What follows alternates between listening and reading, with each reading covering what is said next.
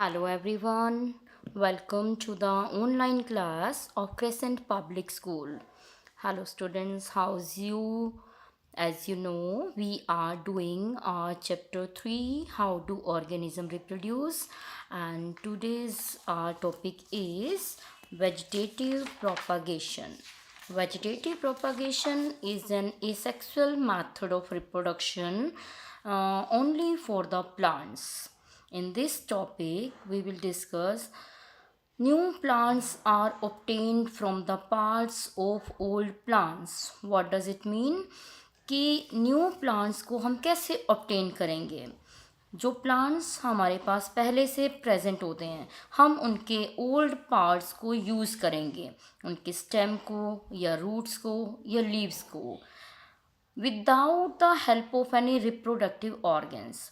क्योंकि हमने बेटा कुछ टॉपिक्स में हम देखेंगे कि हम उनके रिप्रोडक्टिव ऑर्गन्स को यूज़ करेंगे, जैसे हम फ्लावर्स में उनके स्टेमिन और कार्पिल को यूज़ करते हैं, लेकिन इनके अंदर हम कोई भी रिप्रोडक्टिव ऑर्गन्स यूज़ नहीं करेंगे। हम उन्हीं की बॉडी के पार्ट्स, उन्हीं की बॉडी के ऑर्गन्स को यूज़ करेंगे और न्यू प्लांट्स को ऑब्टेन करेंगे। तो इसीलिए इसका नाम है वेजिटेटिव, मीन्स प्लांट्स, प्रोपगेशंस मीन्स किस तरह से the reproduction by vegetative propagation occur only in plants.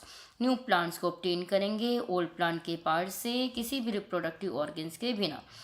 It involves the growth and development of one or more buds present on the old part of the plant to form a new plant। कि new plant को obtain करने के लिए जो आप old parts को use कर रहे हैं, उसमें एक कंडीशन है कि उनकी डोरमेंसी स्टेज नहीं होनी चाहिए, वो इनएक्टिव स्टेट में नहीं होने चाहिए, वो एक्टिव स्टेट में होने चाहिए। उनमें ग्रोथ एंड डेवलपमेंट के लिए बर्ड्स का होना बहुत ज़रूरी है।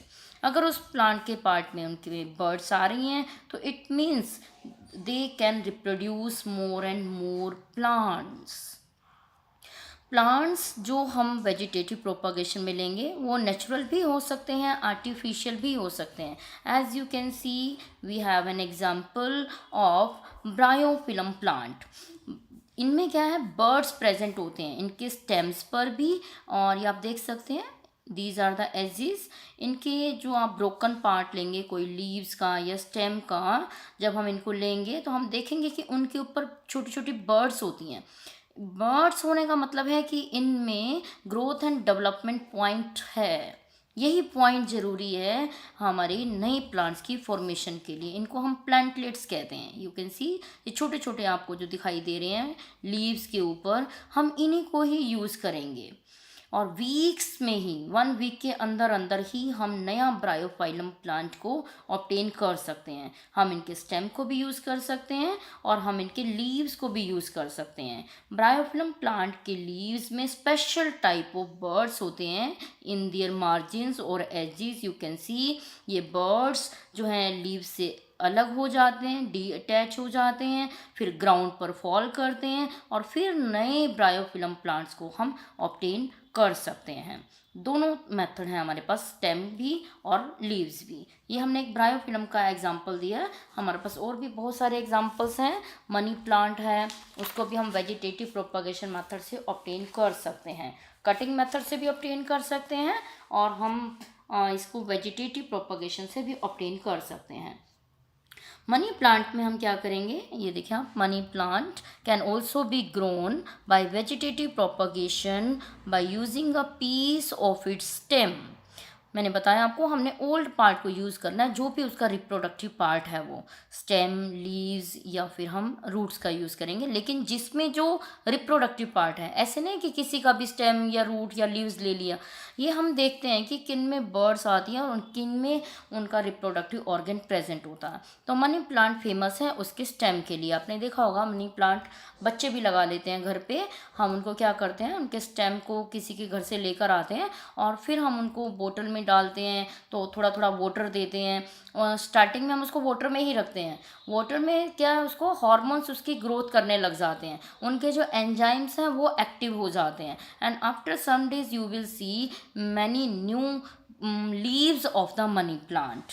तो मनी प्लांट को भी हम इस मेथड से ऑब्टेन कर सकते हैं। इसके बाद है हमारे पास ट्यूबर। कि ट्यूबर क्या है, वेजिटेटिव प्रोपगेशन में हम ट्यूबर्स को यूज़ भी कर सकते हैं। अभी हमने स्टेम, रूट्स और लीव्स का पढ़ा है। अब हम देखेंगे वेजिटेटिव प्रोपगेशन प्लांट्स में उनके ट्यूबर्स को यूज़ करके भी हम कर सकते हैं। ट्यूबर्स का मतलब है जिनके अंदर अंडरग्राउंड स्टेम्स होते हैं, उनको हम ट्यूबर्स कहते हैं। A tuber is the thickened underground stem of a plant which is swollen with stored food. अब जो इसके अंदर जो स्वोलन पार्ट दिखाई दे रहा है वो ही उसका स्टोर्ड फूड है। इसके अंदर ट्यूबर में क्या होता है, नंबर ऑफ बर्ड्स। मैंने अभी आपको बेटा बताया कि बर्ड्स का होना बहुत ज़्यादा ज़रूरी है किसी भी प्लांट की ग्रोथ के लिए। तो ट्यूबर में नंबर ऑफ बर्ड्स होती हैं जिसे हम उनकी आइज कहते हैं। ट्यूबर की हर बर्ड एक न्यू प्लांट को ऑब्टेन करती है। जब ये ओल्ड ट्यूबर को आप सोइल में उनके ग्रोइंग सीजन में बरीड करेंगे तो हम after some days you will obtain new plants. Tubers दो टाइप के होते हैं, stem tuber and root tuber. Stem tuber में हम पोटैटो का एग्जांपल ले सकते हैं, this is the picture of a potato tuber.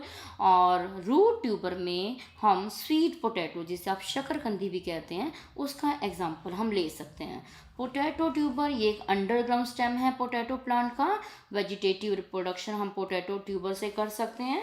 इसमें हम पोटैटो के छोटे पीसीस को 2 पीसीस में डिवाइड करके सोइल में बरीड कर देते हैं और after some days you will obtain the new potato plants. Next is you can see here stem tuber potato and root tuber. See the notes also. I have prepared very simple notes for you. You must see here.